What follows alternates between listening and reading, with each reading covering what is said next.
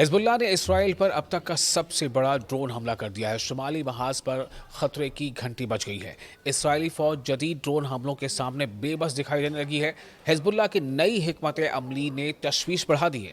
آسمان سے آنے والے خاموش حملے حزب ڈرونز نے حزب اللہ کے ڈرونز نے حزب اللہ کے اسرائیلی دفاعی نظام کو وہاں پر FPV اللہ جو اس نے نام رکھا ہے حزب اللہ کے جو ڈرونز ہیں، اس کا یہ حملہ اسرائیل کے لیے کافی ایک چیلنجنگ ثابت ہو رہا ہے۔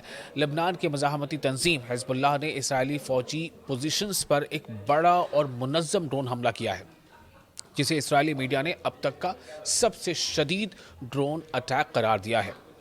آپ دیکھ رہے ہیں نیوز 18 کا سوشل میڈیا پلیٹ فارم، میں ہوں وصال۔ رپورٹس کے مطابق FPV حزب اللہ نے یعنی فرسٹ پرسن ویو ڈرونز کے FPV کا فل فارم کیا ہے؟ First person view. FPV حزب اللہ ڈرون نے یعنی فرسٹ پرسن ویو ڈرونز کے 2 بڑے حملے کیے ہیں۔ یہ ایسے ڈرون ہوتے ہیں جنہیں آپریٹر براہ راست کیمرے کے ذریعے کنٹرول کرتا ہے، جس سے وہ انتہائی درست نشانہ لگا سکتے ہیں۔ اسرائیلی میڈیا کے مطابق پہلا حملہ جنوبی لبنان اور شمالی اسرائیلی علاقوں میں فوجی پوزیشنز پر کیا گیا۔ اس دوران 2 اسرائیلی فوجی زخمی ہوئے، جبکہ کچھ ڈرونز نے سرحدی علاقوں میں آگ بھی لگا دی۔ اسرائیلی فضائیہ نے کئی ڈرونز کو روکنے کی کوشش کی، لیکن تمام کو تباہ نہیں کیا جا سکا۔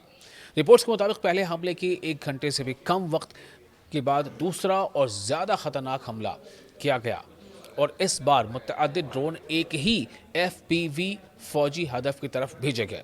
اسرائیلی ذرائع کا کہنا ہے کہ یہ ڈرون کئی منٹ تک فضا میں گھومتے رہتے ہیں، اور گھومتے رہنے کے بعد اور بہتر نشانہ تلاش کرنے کے بعد حملہ ان سے ہوتا اور کرایا جاتا ہے۔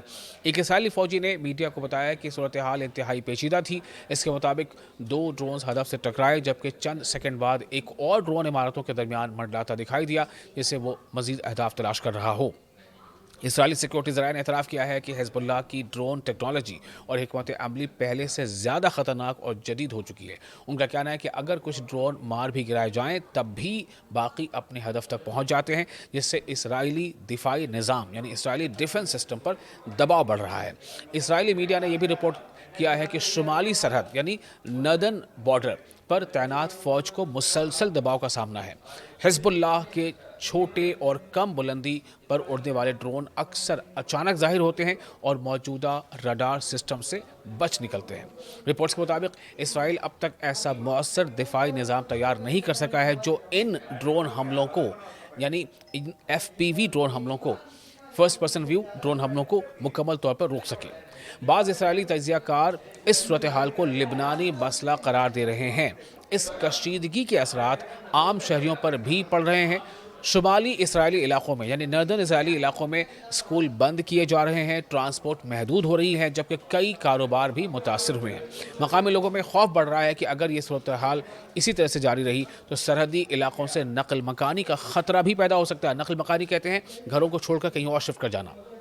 یہ حملے ایک ایسے وقت میں ہوئے ہیں جب لبنان اور اسرائیل کے درمیان کشیدگی مسلسل بڑھ رہی ہے، اور ڈرون جنگ اب خطے میں ایک نئے اور خطرناک مرحلے میں داخل ہوتی دکھائی دے رہی ہے۔